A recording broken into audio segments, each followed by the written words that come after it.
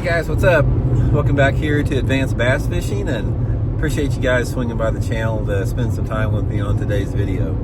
Guys, today I want to give you guys some tips and advice on fishing one of my favorite fall time bass structures between like the months of October and December, and that's fishing bluffs. I want to talk about that a little bit, specifically this time of year. Bluffs hold bass all year long, and every single month sort of requires a different approach and a different technique. And a lot of people don't fish them, man. It's like, out of all the structures I see on a lake, I probably see fewer people fishing a bluff than about any other structure, and they're missing out. So I want to give you guys some good advice on that in today's episode. Also, guys, before we get started, just thank you very much for everybody that's taken time to support Advanced Bass Fishing here. All you guys that are using those links I put in my every video description, if you're using those links for your tackle purchases and, you know, helping the channel out, big thank you for me and my family. And also, guys, anyone interested in booking an on-the-water lesson with me, just go to my Facebook page, Randy Blaukat Professional Angler. Shoot me a private message. These are lessons I do on Table Rock and Stockton Lake for the most part here in Missouri. Great resources to learn more about any technique that you're weak on. So just shoot me a message if you're interested. I appreciate that. Okay, out of all the structures that are on any man-made lake, probably bluffs are probably one of the few structures besides points that hold bass all year long, 12 months out of the year. Points and bluffs, bass live on them all year long. The only difference between the two is every single month you got to fish them a different way, a different technique. So I sort of want to get into that specifically for the fall time of the year. Now, in the fall time of the year, so much about fishing a bluff is weather dependent. Weather has a huge impact on the technique that you're going to use in correlation with your water clarity. Those are the two main factors with it. Now, some of the, sort of like the foundations I can give you about how to approach a bluff has to do with those two different determinations. Is your water clarity, how the bluff's positioned, if it's on a main lake bank, if it's on a creek bank, anything like that. So let's talk a little bit about how to fish the bluff in the fall time of the year based upon your water clarity and the techniques. Very similar, a lot of the same techniques or sort of you can replicate with them. First of all, stained water bluffs. Now this is probably one of the fewest situations you're going to encounter, because I have found out in most of my fishing that a lot of lakes that have inherently stained water on them don't have a lot of bluff banks. But if you do have a stained water area, say for example if that water visibility is less than 2 foot, this time of year is a really good time of year just to fish a shallow crankbait on bluffs. Paralleling those bluff banks with a shallow crankbait like a square bill can be really, really effective. Also, slow rolling the spinnerbait can work pretty good there. Occasionally, if you have any type of like lay down trees or something along the bluff, pitching a jig or a soft plastic can work good. But for me, when I think about fishing bluffs in stained water, it's all about cranking. Now, the main type of clarity that you're going to have on bluffs is those water visibilities of about between 3 to 5 foot. This is going to encompass the majority of the lakes across the country, and therefore the majority of the techniques that you're going to use with that.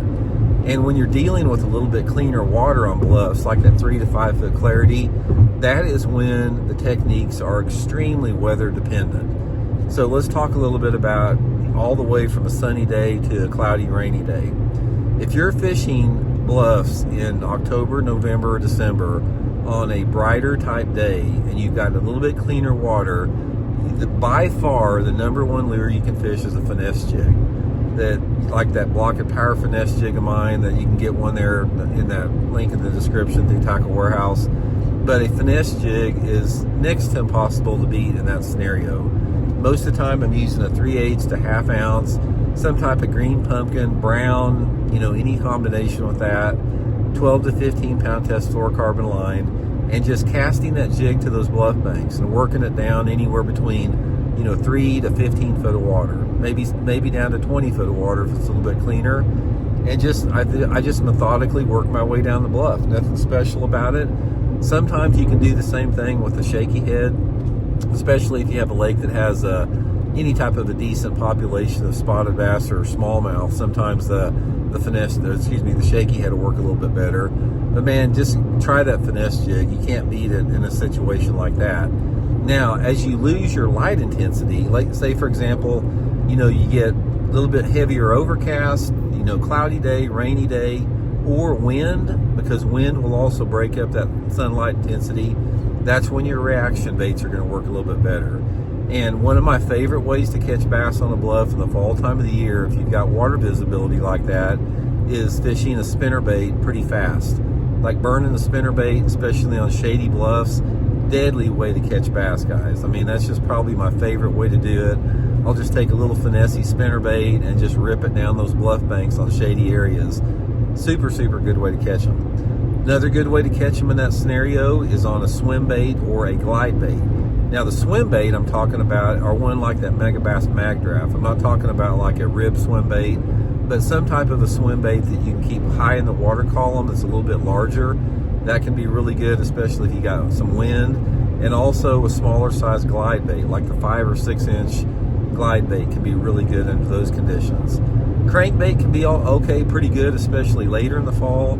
If you're into November and December, I've catch a lot of fish on bluffs on like a wigglewort or a rock crawler can be good, but a lot of it is just weather dependent. And another thing with that is if you've got water temperatures in the 60s, a topwater lure, like a walking topwater, like a Zaraspook or that Megabass Diamante, paralleling those bluff banks with a walking topwater can be really good.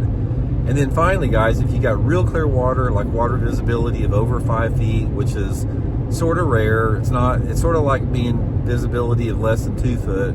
You're going to have a smaller window in super clear or super stained water. That time of year, paralleling those bluffs with a jerkbait's good. Same deal, making long casts, targeting that 5 to 20 foot zone, parallel to those bluffs with a jerkbait, especially with wind. Walking topwater can also be good. Casting that thing just parallel to those bluff banks, especially on low light days. And then finally, you can still catch them on the finesse jig. Any type of a natural color finesse jig, fishing down to 20 foot deep can be really good with that. And for the most part, I like to stay on bluff banks or in major creek arms this time of year. If I'm fishing in the winter time, like when it's really cold, I'll move out to the main lake. I'm not just saying you can't catch them on the main lake bluffs, but it seems like to me that the major creek arm bluffs are a little bit better. But we've done bluff videos before, but I just want to reiterate how good they are. And if I could give you guys one juicy piece of advice on fishing bluffs, is guys, try ripping that spinnerbait parallel to those bluff banks. Get you one of those Megabass SV3 spinnerbaits through that Tackle Warehouse link of mine in the description. Just go to that link and get on the Megabass site. It's called the Megabass SV3 spinnerbait. It's the best ripping spinnerbait, and cast that thing parallel down those bluff banks, especially on shady banks in those bluffs. And keep that bait about 1 inch under the surface. Don't let it get anything more than 6 inches under the water. Keep it moving pretty fast, and guys, they'll like to rip it out of your hand a lot of times. So hope you guys can get some success with that. Thanks for tuning in. Check it later.